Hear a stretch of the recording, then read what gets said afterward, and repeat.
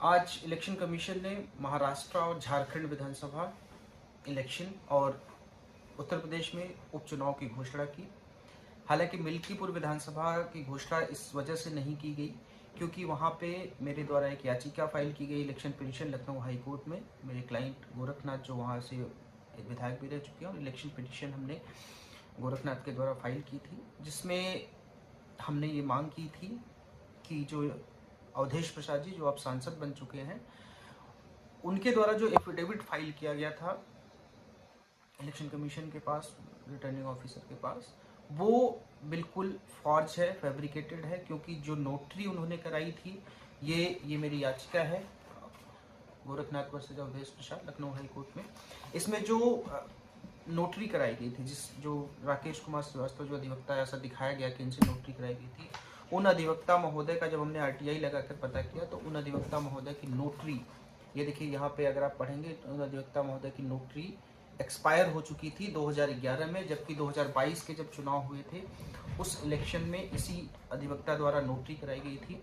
उसको हमने चैलेंज किया था, जिसमें माननीय न्यायालय ने संज्ञान लेते हुए नोटिस जारी किया था। इसमें सुनवाई चल रही है। हालांकि बीच में जब लोकसभा चुनाव हुए तो वो सांसद चुन लिए गए और इसलिए हमने भी याचिका को बहुत ज़्यादा प्रेस नहीं किया क्योंकि ऑलरेडी वो इन्फ्रुक्चुअस हो गई थी। लेकिन चूंकि मामला पेंडिंग है, मामले में माननीय न्यायालय संज्ञान ले चुका है, इसलिए आज चुनाव का जब घोषणा हुई तो मिल्कीपुर विधानसभा में घोषणा नहीं हुई। हालांकि हम 1-2 दिन में इसमें पिटीशन को विड्रॉ करेंगे और विड्रॉ करके उसके बाद इलेक्शन कमीशन को भी इन्फॉर्म कर देंगे।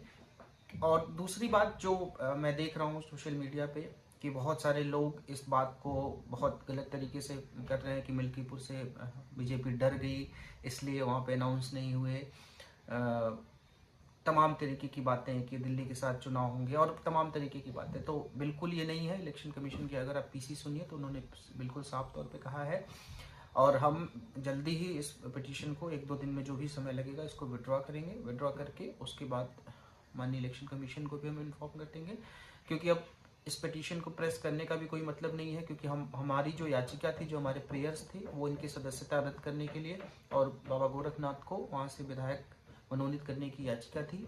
हालांकि अब वो ऑलरेडी वहाँ पे विधायक नहीं है, वो सांसद बन चुके हैं, उन्होंने इस्तीफा दे दिया है विधायक पद से। तो इसको प्रेस करने का कोई मतलब नहीं है और वहाँ पे चुनाव भी होने चाहिए। ये बात मुझे लगा कि आपके संज्ञान में आना चाहिए, इसलिए मैं ये बात बता रहा हूँ। धन्यवाद। जय हिंद।